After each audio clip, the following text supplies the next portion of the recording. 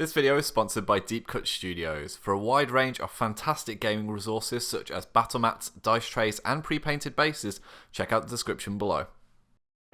Hi guys, and welcome back to our Malifaux Masters Breakdown, where we showcase the factions and personalities vying for soul stones and dominance within the Broken City. Today's episode features the stoic badlands sheriff of the Guild and Explorer Society, Cornelius Basse, and his frontier keyword. The Frontier Posse are adept at manipulating the terrain around them to grant a variety of bonuses and damage from range and up close and personal. They are a quick and hardy crew who are able to whittle down enemy forces rapidly. The keyword's signature ability is the Kick Up Dust bonus action, which creates a 50mm concealing severe dust cloud marker to inhibit enemy ranged attacks as well as their movement. Basse's crew don't have to worry about being slowed down themselves thanks to the favourable terrain ability, which not only allows them to ignore severe terrain, but also grants cover 2 for a defensive push. Frontier models also boast the Home on the Range character trait, a cumulative +1 inch for each keyword model added to your deployment at the start of the game, allowing your crew to exert significant pressure in scoring strategy points early, as well as getting off range attacks while the enemy is unpacking their forces. Leading the line is Cornelius Basse, a tanky damage dealer who can use his hefty Chesterfield shotgun both at range and in melee thanks to Gunfighter. With a 3-4-5 damage track and blasts on every single level, Basse excels at tackling enemy bubble crews where he can splash wounds and the injured condition on a crow trigger. The Sheriff's tactical actions all offer a range of utility, but his Caught in the Quicksand attack can offer the greatest variety at stat 7 versus enemy movement, with 2 excellent triggers that can create hazardous terrain or more significant blast damage. Finally, we would be remiss to forget the Crow defensive trigger Tangled in the Briars, which opponents should take care of when charging near dust clouds, as it allows Basse to reposition while also ending your current activation, which is a nasty surprise for unwitting beaters. Accompanying Basse is his daughter Bernadette, a headstrong enforcer totem who shares her father's durability with the hard to kill trait. Her Grit Frantic ability amplifies the potential damage from her stat 5 knife attack by adding positives to duels and damage flips, while the Bring It attacker action can be vital for pulling enemies out of position from a hefty 12 inches away. Moving over to henchmen, and we have the hulking Jonathan Rykart, who possesses his own version of Bring It with a stat of 6 and hold down trigger to allow an ally to shoot at the unwitting target. Rykart is famed for his min-3 execution claws, which not only ignore resistance triggers, but boast an array of triggers that compound damage received. An often forgotten trait of the big man is the Disguised ability, which stops at enemy charge actions, allowing you to dictate the state of engagement with a 7-inch melee threat range on the charge. Moving over to Enforcers, and we have the real reason you're looking at this crew, the mighty Sandworm, and a bargain 8 soul stones. Leto is a reliable min-3 beater who can lock down enemy models or burrow away with burial abilities. The Worm's signature move is the Terror from Below bonus action, which allows it to pop up anywhere on the board in base contact with severe terrain. From there, it can dish out damage with its Savage Bite, create a severe concealing and hazardous aura with Sandstorm, and allow friendly models to ignore any negatives to their attacks when targeting enemy models you're engaging, thanks to the Jaws of the Beast ability trait.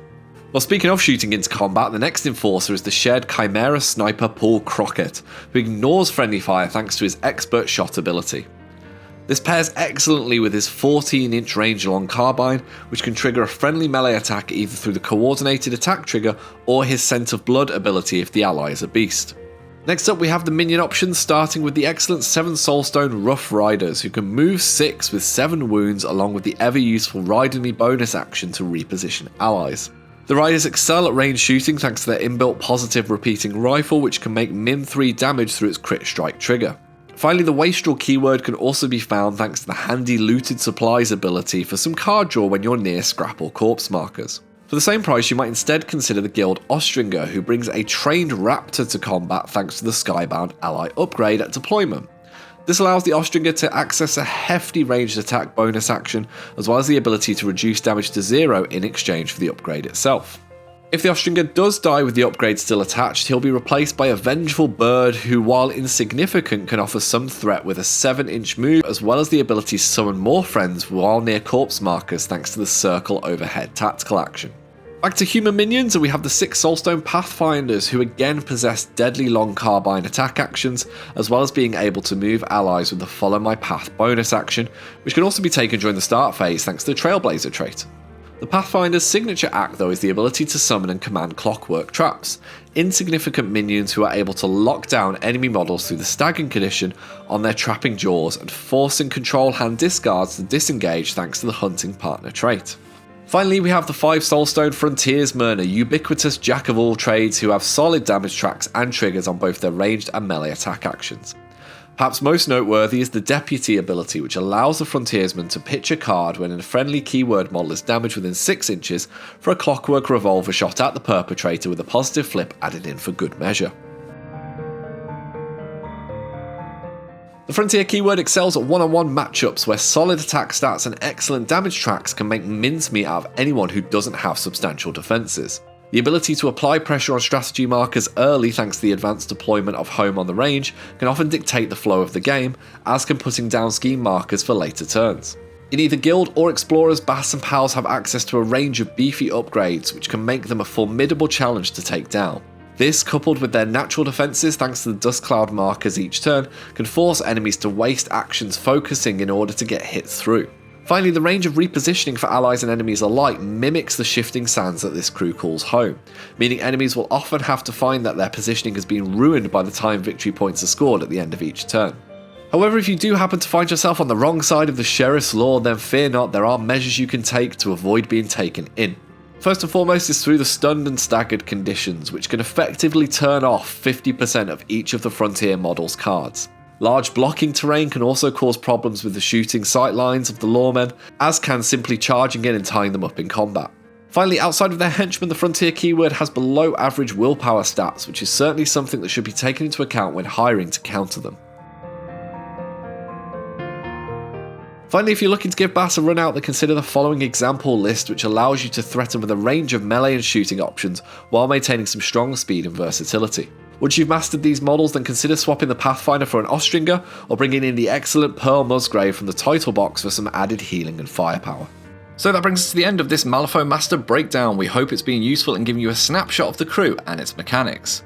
For more talk about Malifaux and its masters, why not check out our podcast The Harlefaux Show, where we break down each keyword and why you should play it.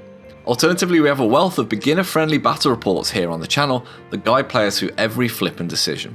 Whichever you choose, we look forward to seeing you again soon. Take care, folks. Hi guys, and thank you so much for watching our videos. It means the world to us. If you want to see some more, they should be over here. If you want to support this channel, keep these lights on. You can find links to our Patreon and merchandise in the description below. Take care.